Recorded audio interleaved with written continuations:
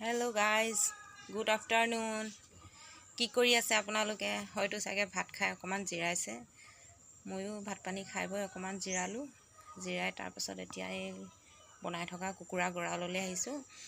আপোনালোকক আগতে দেখাইছিলোঁ যে আমাৰ নতুনকৈ কাম এটা হাতত লৈছোঁ বুলি। আচলতে সেইটো আমাৰ লোকেল কুকুৰাৰ ফাৰ্ম হ'ব। আমাৰ ইয়াত যিহেতু এই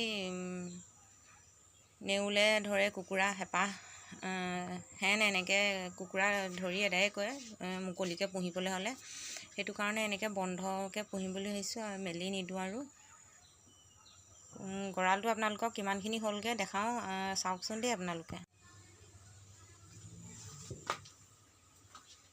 এইফালে এইবোৰ কামি কৰি থৈছে।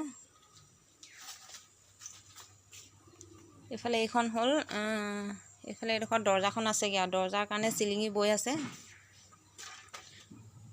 এইফালে এইটো হ'ব, এইটো ৰাতি বান্ধি থোৱা হ'ব ইয়াত। এই চাং দিয়া হৈছে ইয়াত কুকুৰা উঠি থাকিবৰ বাবে। এইফালে অকণমান দিবলৈ আছে, এইকণ দিব। আৰু কুকুৰা উমনি ল'বৰ বাবে ইয়াতে ধুনীয়াকৈ সজা দি দিব, পাৰ্টিশ্যন কৰি। ইয়াতে এনেকৈ পাৰ্টিশ্যন কৰি এইফালে সজা দি দিব আৰু এইটো চাইডে বাকীবোৰ থাকিব। এইডোখৰ এনেকৈ মুকলিকৈ দিয়া হৈছে এতিয়া, যাতে কুকুৰা পায়খানা কৰা এইবোৰ চাফা কৰিবলৈ ভাল হ'ব। তাৰপিছত এইফালে এখন বেৰ দিয়া নাই, ইয়াত চিলিঙিয়ে দি দিছে।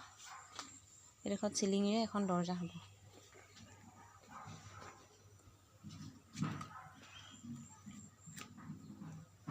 ৰাতি কুকুৰাবোৰ ইয়াত সোমোৱাই লৈ দৰ্জা মাৰি থৈ দিয়া হ'ব আৰু দিনত তাৰ পৰা ওলাই আহি ইয়াতে মুকলিকৈ চৰি থাকিব পাৰিব আৰু খাবলৈ দানা চানা, চাউল পানী এইবোৰ সকলোবোৰ ইয়াতে দিয়া হ'ব। এইবোৰ চাফা কৰিব লাগিব এতিয়া, কাম কৰি আছে কাৰণে লেতেৰা হৈ আছে।